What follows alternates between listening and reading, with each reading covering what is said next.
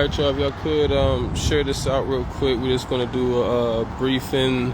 Right now we're currently outside the Newport News Public School building. We just came from attempting to set up a meeting with the supervisor, and she's as of now, we're just going to give you an update. Have you, as for those of y'all just coming, there's a video, if you go to our page, where her son was, it's about a minute and 20 seconds, her son was taken pretty much by 5, or now known as 7 security officers, and he sustained head trauma. And we're trying to go through the necessary procedures.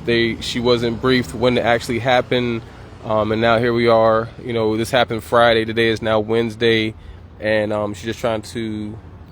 The incident happened on Thursday, and I told the school that he wasn't coming back on Friday.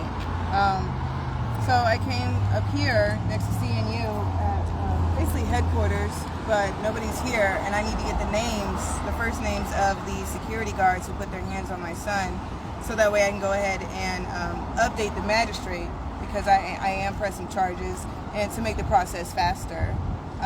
So tomorrow in the morning, whenever they open up at 7:45, I will be here, and someone will speak to me, and if not, I will come the next day, and the next day, and the next day, because it's not right, and they need to know what's going on in their schools, and who's in charge for it, especially if the school didn't even call and let them know what was happening, and I got a hold of somebody and told them, and they said, oh wow, we had no idea. Right, there should be, I think we should emphasize on, there should be some type of incident report. It shouldn't just be something happens that day.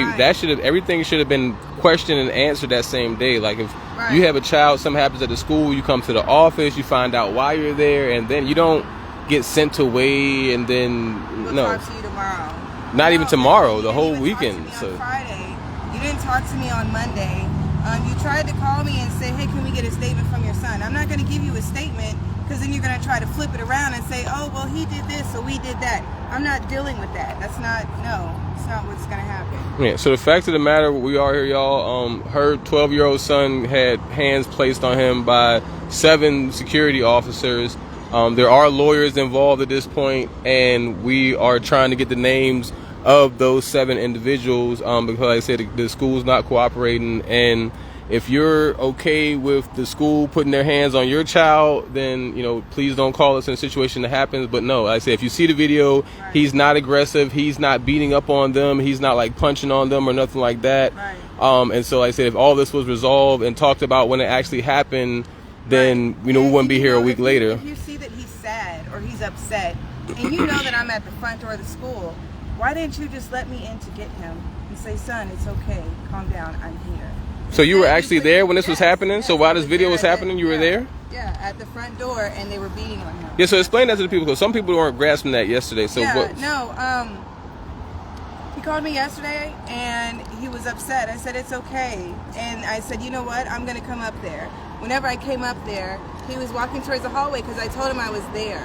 And then they didn't let me in to sign him out, because they were too busy putting their hands on him. Then they just threw him outside, basically, and said, Miss Johnson, we'll call you tomorrow. Well, what happened to him? Why is he crying? Who hurt him? Well, we're going to investigate. What? Investigate? You're the principal, like you're there. None of the security guards came and walked him out. They just put him outside, and he's crying, and I'm holding him, telling him, calm down, what's wrong, what happened? I don't know if it was the police or if it was security, but they threw me against the wall, and I hit the back of my head. Okay, well, let's go to the hospital. Okay, you have a concussion.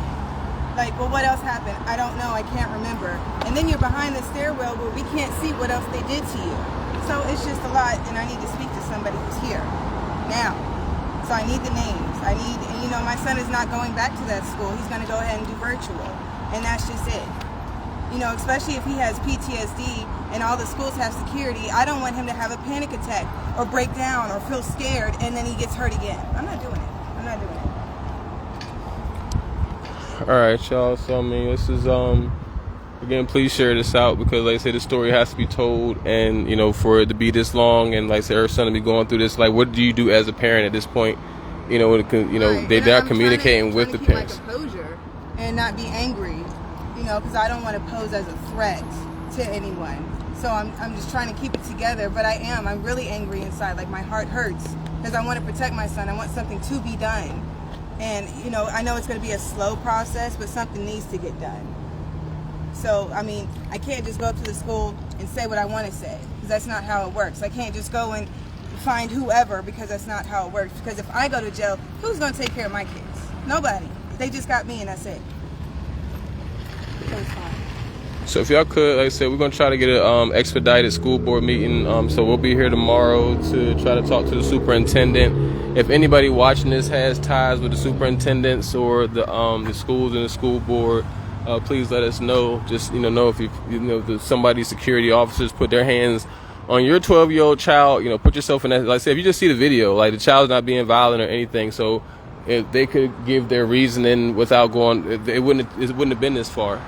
So please send and share this out. Like I said, because in any city in the 757, if the security guards put their hand on your child, 12-year-old, male or female, gave them head trauma, don't explain it to you, just throw them outside of the school and tell you you'll talk to you tomorrow, just if y'all are okay with that, then, what are we here for? Peace and blessings.